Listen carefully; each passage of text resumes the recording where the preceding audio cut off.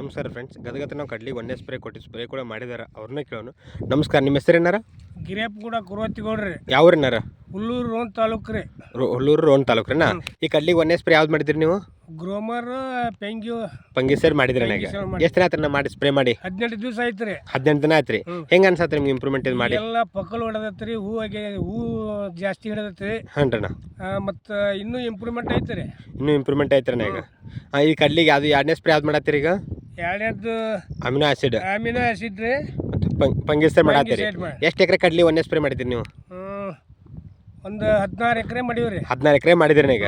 16 ಎಕರೆ ಹೆಂಗೈತೆ ಕಡ್ಲಿ ಎಲ್ಲ ಪೂರ್ತಿ? ಭಾಳ ಇಂಪ್ರೂವ್ಮೆಂಟ್ ಐತಿ. ಹೋದ ವರ್ಷಕ್ಕಿಂತ ಈ ವರ್ಷ ಜಾಸ್ತಿ ಇದಾಗೈತ್ರಿ. ಇಂಪ್ರೂವ್ಮೆಂಟ್ ಆಗೈತ್ರಿ.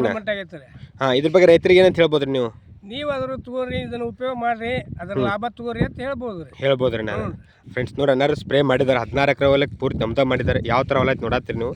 ಆಲ್ರೆಡಿ ಸ್ಪ್ರೇ ಮಾಡಿ 16 ದಿನಕ್ಕೆ ಸಾಲಕ್ಕೆ 18 ದಿನಕ್ಕೆ ಸಾಲು ಕೊಡೈತಿ. ಆಲ್ರೆಡಿ ಹೂನು ಚಲೋ ಆಗೈತಿ. ಪೂರ್ತಿ ಹೊಲ ಪೂರ್ತಿ ಹೂ ಚಲೋ ಆಗೈತಿ. ಆಲ್ರೆಡಿ ಕಾಯಿ ಕೂಡ ಚಲೋ ಆಗಿದಾವೆ. ಯಾವ ಥರ ಐತೆ ಅಂತೇಳಿ ಪೂರ್ತಿ